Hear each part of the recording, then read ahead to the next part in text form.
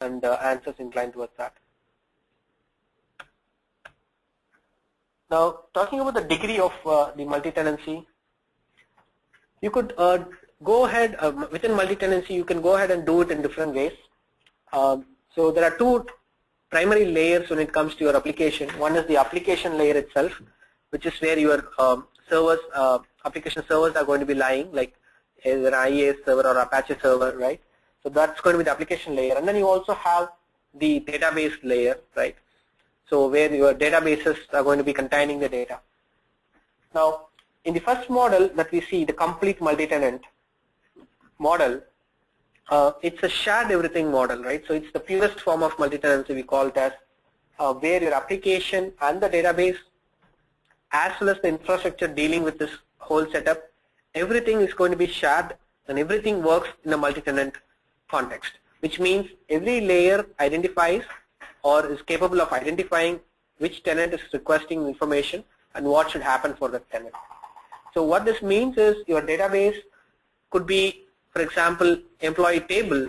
The same single employee table can contain the employees of customer A, customer B, and customer C. Of course, you are going to differentiate those records through some unique identification. For example, a tenant ID column, which might represent whose record is this. So when customers A records are filled up, it fills up with the tenant ID assigned for customer A, and so on for customer B and C. So it's everything shared. So your application servers could be load balanced. You may have 3 load balance servers, but any of these servers can serve any of the tenants. In fact, the first request of a tenant A can come to server 1, but the same tenant, the second request may go to third server. So everything is like tenant agnostic, so it can understand and exhibit accordingly, and the whole infrastructure is also shared. The second model is a slight variant to it. We call this a single tenant database. So here the application layer and the primary infrastructure is common, but then the databases itself could be different. This is done for various reasons. One, from a compliance per se, 2 from a security per se, and 3 is there are some requirements where you will have to do some data related administrative operations like backing up of data and some security implementation within the data. So you need to be able to do these differently for different tenants, right? So you can do that only when you logically separate these databases. So you may have customer 1 stored in a separate database called customer 1 and customer 2 in a separate database, and the application once again is multi-tenant context. So as part of these settings, it also identifies which database should be connected to which customer.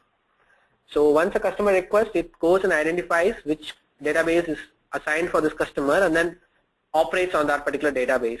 So in this case, each database are going to have their tables, say employee tables separately, and appropriate records are going to be fetched. The third model is again a variant, but this time it's going to be on the application level. This is a very rare model, but in some cases it comes to help.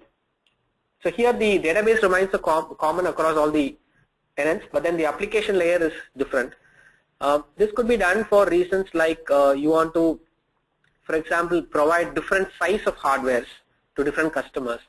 For example, one customer is a very small customer and only very few users are using it. You may want to assign a very small size hardware for them, right? So you want to put a low configuration system there because that is sufficient in that case.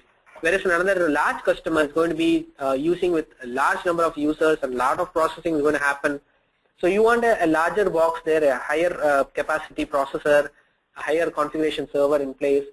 And of course, you are going to charge these two customers differently. Your small customer, you're going to charge according to the configuration you provide him, and the large customer is going to be paying more because he's using a larger server. So you will go for this model when you have scenarios of this nature.